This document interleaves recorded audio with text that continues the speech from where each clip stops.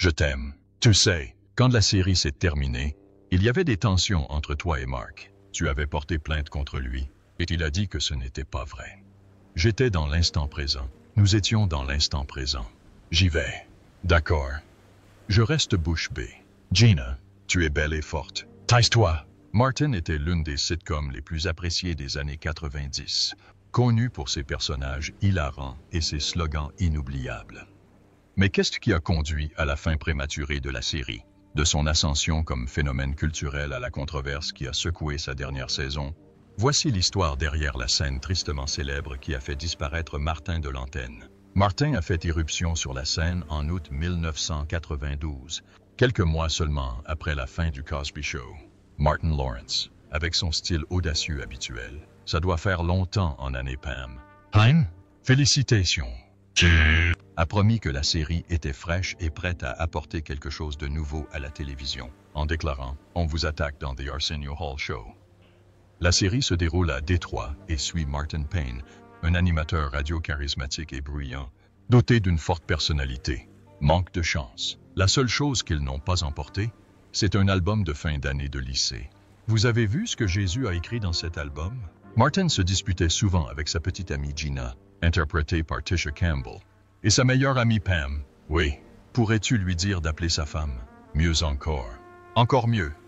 Dites-lui de rentrer chez lui tout de suite. Et ses deux amis loufoques, Cole et Tommy.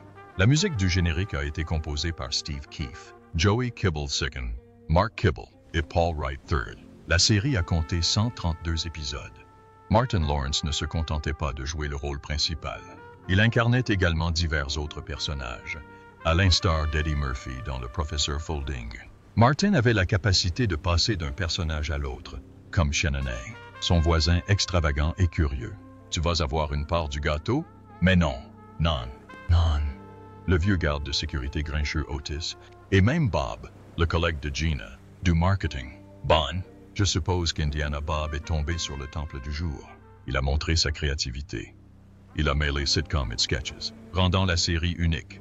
Malgré son succès, Martin n'a remporté que 3 NAACP Image Awards, tandis que d'autres stars comme Ted Danson et Kelsey Grammer remportaient des Emmy Awards. De merveilleux souvenirs d'une série dont nous sommes tous très fiers. Oui, et si quelqu'un a l'enveloppe, on peut remettre le prix.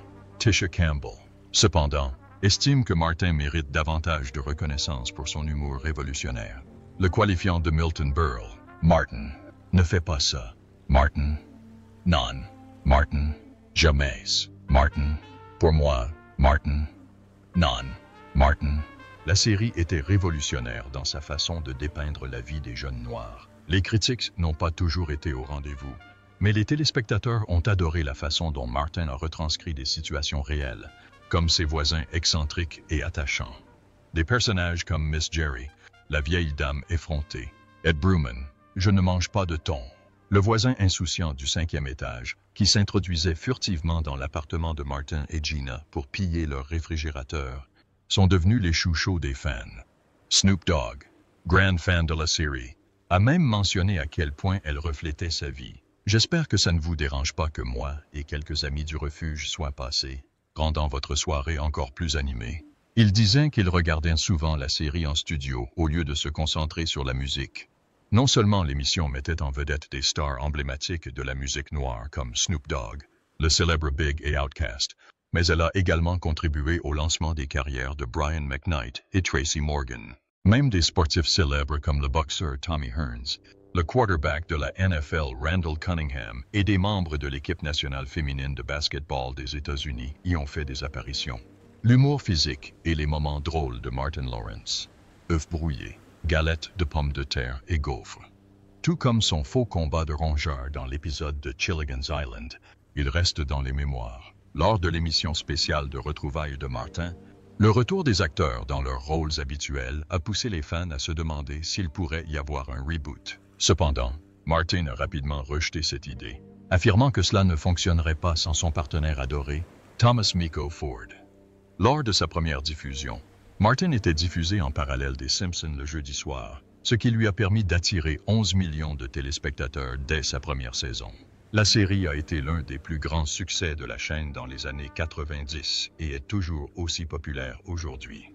Elle a également rencontré un franc succès aux NYVUACP Image Awards, remportant 7 prix et obtenant 12 nominations. En 1996, la série a remporté le prix de la meilleure série comique et Martin Lawrence celui du meilleur acteur principal dans une série comique. Tisha Campbell, qui incarnait Gina, a également été nommée à plusieurs reprises dans la catégorie de la meilleure actrice principale dans une série comique. La série a de nouveau remporté le prix de la meilleure série comique en 1995 et 1994.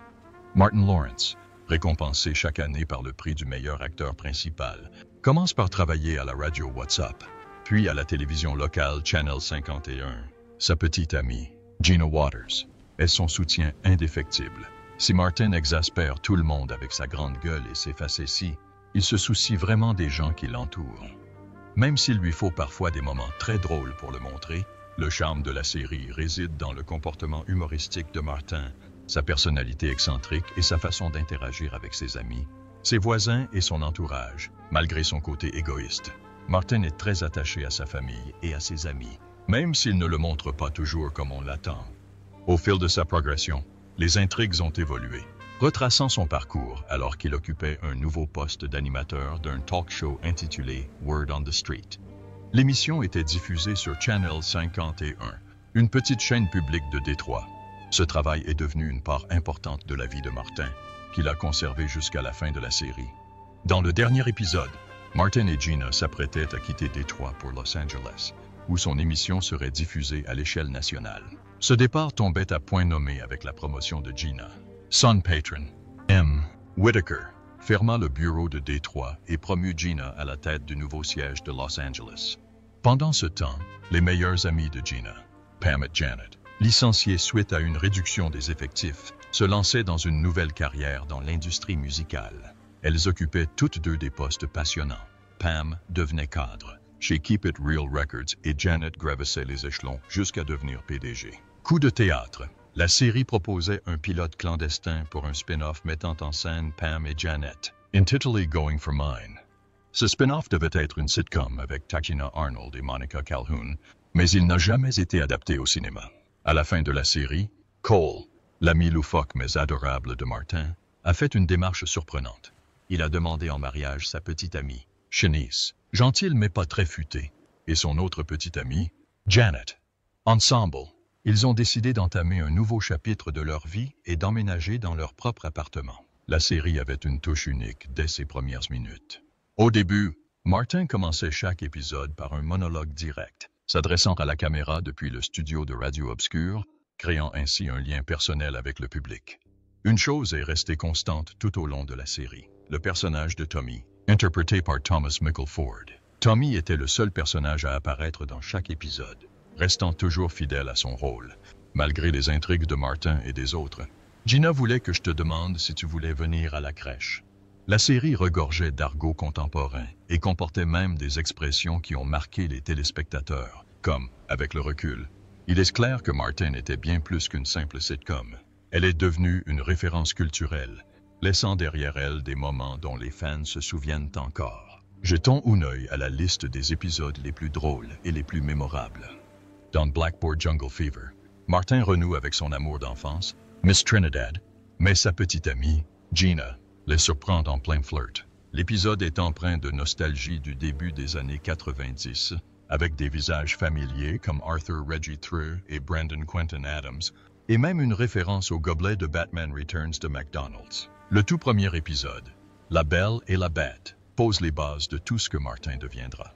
Martin, connu pour son personnage d'animateur choc, se lance dans une diatribe sur la sensibilité masculine à la radio, ce qui lui vaut un défi hilarant de la part de sa petite amie, Gina. L'épisode présente tous les personnages principaux et leurs relations complexes. C'est aussi le seul épisode où Martin et son personnage, Mama Payne, partagent une scène ensemble dans la même pièce.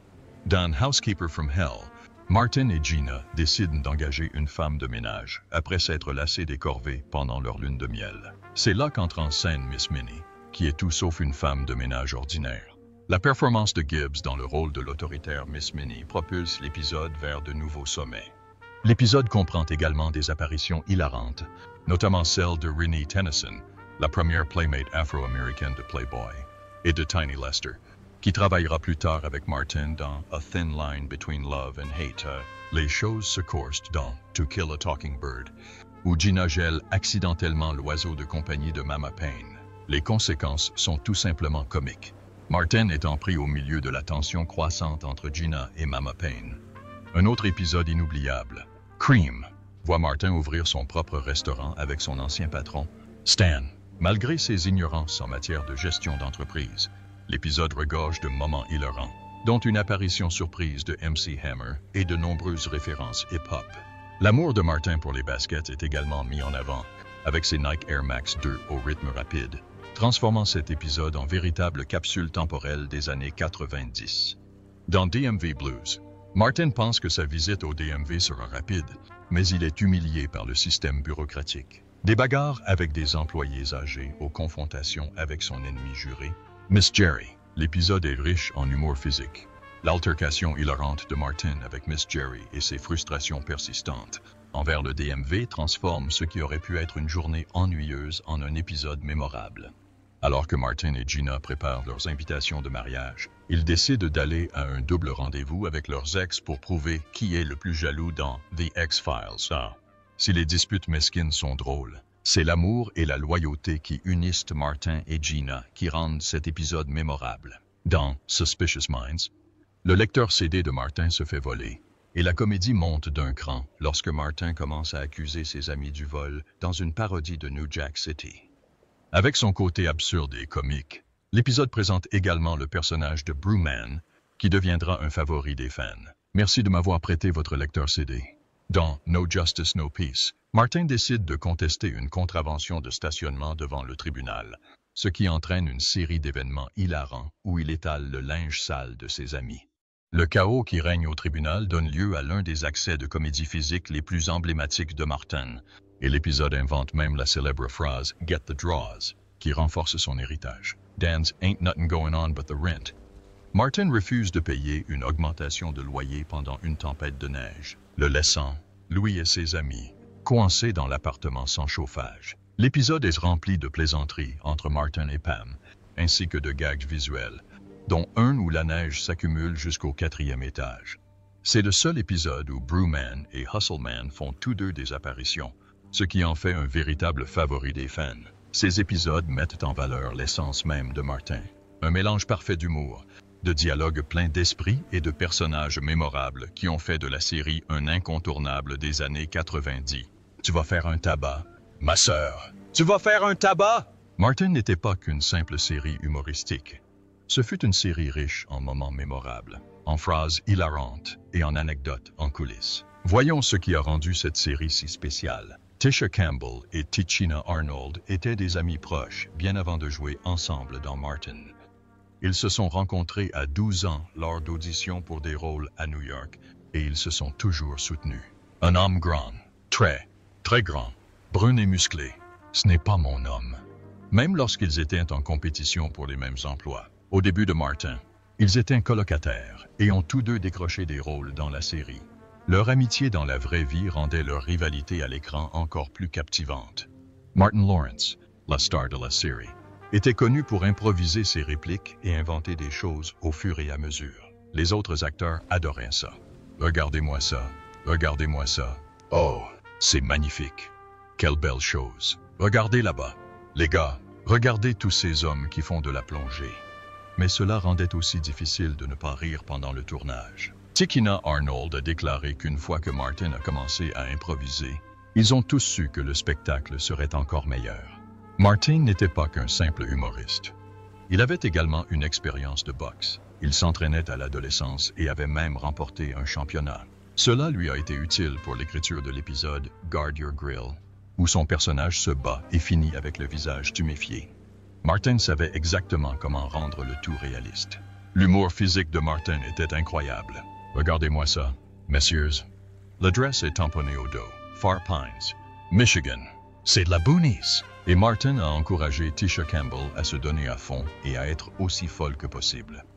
Au début, elle n'était pas sûre, mais voir les réactions de Martin l'a aidé à se sentir plus à l'aise. Ils s'amusaient tellement à rire l'un l'autre. Cependant, tout n'était pas que rire en coulisses. Il y avait des tensions entre Martin Lawrence et Carl Anthony Payne II, qui jouait Cole. Au fil du temps, Lawrence a commencé à saper Payne, ce qui a engendré une relation tendue. Ce n'est que des années plus tard, avant The Martin, l'émission spéciale de retrouvailles, qu'ils ont apaisé leurs différends. Une telle tension n'était pas facile à gérer, mais les acteurs ont toujours réussi à tenir le coup pour le bien de la série. La série a également permis à de nombreuses guest stars de percer. Snoop Dogg a fait sa première apparition à la télévision dans Martin et a ensuite félicité Martin de l'avoir laissé être lui-même. Tracy Morgan, qui jouait Hustle Man, a également percé dans la série et est devenue une grande star. Malgré le succès retentissant de Martin, la chaîne n'a pas bien traité le casting lorsqu'ils ont atteint les 100 épisodes. Au lieu d'une grande fête, ils ont reçu un simple panier cadeau, ce qui a contrarié les acteurs, et surtout Martin. Mais après que Martin a réagi, ils ont reçu de meilleurs cadeaux. Un moment amusant a été l'apparition de Jackie Chan dans l'épisode Scrooge. À l'époque, Jackie était déjà célèbre et Martin s'apprêtait à jouer dans Rush Hour. Ce caméo semblait être un moyen pour Martin de rencontrer Jackie avant le film. Mais tout n'était pas rose. En 1996, Martin a eu des ennuis lorsqu'il a été arrêté pour avoir agi dans la rue sous l'emprise de substances. Il en a ri plus tard, mais a admis que la situation était grave. Malheureusement, il a eu d'autres ennuis judiciaires cette année-là, ce qui a ajouté du stress à sa vie. Malgré tout, Martin est devenu l'une des sitcoms les plus appréciées des années 90, pleine de rire, de phrases mémorables et d'un casting qui a su la rendre cohérente. La fin de Martin est en grande partie liée au problème entre Martin Lawrence et Tisha Campbell. Dès la 5e saison, les choses ont empiré entre eux. Ils avaient déjà travaillé ensemble sur House Party, mais sur Martin. Lawrence avait fait des avances non désirées à Campbell, surtout après ses fiançailles. Elle lui reprochait de la toucher de manière inappropriée pendant leur scène ensemble, et elle avait donc demandé au scénariste d'arrêter d'écrire ce genre de scène. Campbell avait finalement porté plainte contre Lawrence pour harcèlement. Elle a fait une pause dans la série, mais est revenue plus tard pour les derniers épisodes, ne filmant que des scènes sans Lawrence. Cela a rendu la dernière saison gênante pour tout le monde. Des années plus tard, en 2020, Martin Lawrence a déclaré que les accusations de Campbell étaient fausses. Il a affirmé que l'émission n'avait pas été annulée à cause de leurs problèmes, mais qu'il était parti à cause de sa situation avec Campbell. Cela a surpris Campbell, qui pensait qu'ils avaient déjà réglé leurs différends. Elle a dit qu'elle ne pouvait pas en dire beaucoup à cause d'un accord juridique. Mais en 2022, elle a parlé de ses efforts pour pardonner à Lawrence. En 2024, les acteurs de Martin se sont retrouvés à la 75e cérémonie des Emmy Awards. Ils sont apparus dans une réplique de l'appartement de la série, faisant semblant de recevoir un Emmy, mais en réalité, ils étaient là pour remettre un prix. C'était un moment amusant et léger, où Campbell plaisantait en disant qu'ils auraient dû remporter un Emmy à l'époque. Ces retrouvailles ont montré que malgré tout, les acteurs entretenaient toujours une bonne connexion. Découvrons ce que font les acteurs de Martin aujourd'hui. Martin Lawrence était déjà connu pour ses stand-up et des films comme House Party, avant de jouer dans Martin. Dans cette série, il incarnait non seulement Martin Payne, mais aussi 9 autres personnages, dont Shannon A. Jenkins et Jerome. Après Martin, Lawrence a joué dans des films à succès comme Bad Boys et Big Mama's House. En 2023, il a obtenu son étoile sur le Hollywood Walk of Fame. Il a également lancé une boutique en ligne, The Martin Lawrence Shop, où ses fans peuvent acheter des produits dérivés, mettant en scène ses célèbres personnages. Lawrence est également père de 3 filles, dont l'une sort avec le fils d'Eddie Murphy. Si quelqu'un d'autre se fait arrêter, c'est moi. Tisha Campbell a commencé à jouer et à chanter très jeune. Avant Martin, elle a travaillé avec Martin Lawrence dans House Party. Après l'émission, Campbell a joué dans Ma femme et mes enfants et a sorti un single intitulé 22 Summers. Elle s'est également engagée dans la justice sociale, travaillant avec son frère sur un projet visant à améliorer la collaboration entre la police et les communautés. Non, ce n'est pas mon cas. Je n'ai pas dit ça. Non, je discutais simplement. J'arrive tout de suite. Dustin. Tichina Arnold a débuté sa carrière en chantant dans La Petite Boutique des Horreurs et en jouant dans des scènes de centre commercial. Après Martin, elle est apparue dans des séries comme One on One et Lockdown. Son rôle le plus célèbre est celui de Rochelle dans Tout le monde déteste Chris, rôle qui lui a valu un prix. Elle joue également au cinéma et chante. Aujourd'hui, Arnold est à l'affiche de The Neighborhood, une série de CBS qui entame sa 6e saison. Le rôle de figure de proue, vous savez, comme la reine. Thomas Ford a incarné ce personnage discret dans Martin et a continué à jouer dans des séries comme The Parkers et New York Undercover. Il a même animé l'émission Qui a des blagues, avant de malheureusement disparaître en 2016. Vous savez tous très bien comment me faire monter dans les montagnes russes, sachant que je n'aime pas les hauteurs. Carl Anthony Payne II, qui jouait Cole dans Martin, a commencé à jouer très jeune. Après Martin, Payne a travaillé sur des séries comme Rock Me Baby et Clunkers. En 2013, il a incarné Reed dans un film sur le groupe TLC. Aujourd'hui, il se consacre à l'improvisation et joue dans Young Dylan de Tyler Perry.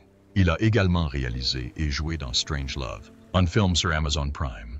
Tracy Morgan a joué le rôle de Hustleman dans la série télévisée Martin et a connu une carrière florissante. Il est devenu célèbre grâce à son passage dans Saturday Night Live et à la série télévisée Trent Rock. Morgan a également joué dans des films comme Little Man et Death at a Funeral. Il continue de faire du stand-up et de jouer dans des émissions de télévision comme The Neighborhood aux côtés de Tichina Arnold. Du pudding, bien sûr. Du pudding, c'est ma spécialité. Je l'ai fait avec du porc et du jus de haricots.